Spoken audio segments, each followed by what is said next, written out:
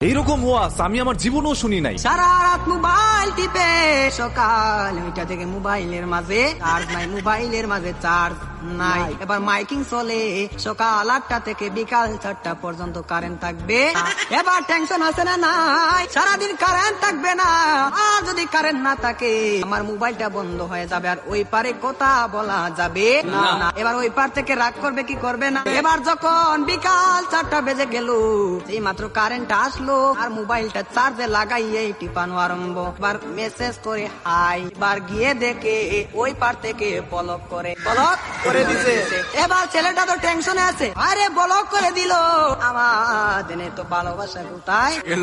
এবার 2 দিন পরে ব্লকটা খুললো, 2 দিন পরে ব্লকটা খুললো। এই 2 দিনের মাঝে ছেলেটার আরেকটা হয়ে গেছে, আরেকটা হয়ে গেছে।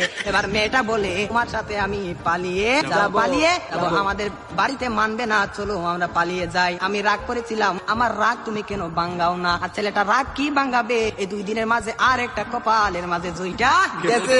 ওই মেয়েটা বলে চলো আমরা পালিয়ে যাই, ছেলে বলে চলো। এবার ছেলেটা মনে মনে ভাবে তোমার একটা শিক্ষা দিতে হবে। এবার মেয়েটা সকালে স্টেশনের মাঝে গাড়ি গুটি লইয়া রেডি। এবার ছেলেটা তো আসে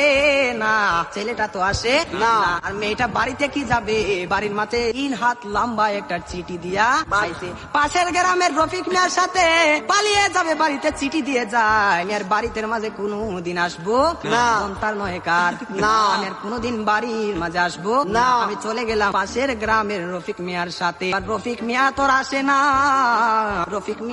আর আসে না। এবার 1 ঘন্টা চলে যায়, 2 ঘন্টা চলে যায়, ছেলেটার মোবাইলে বন্ধ।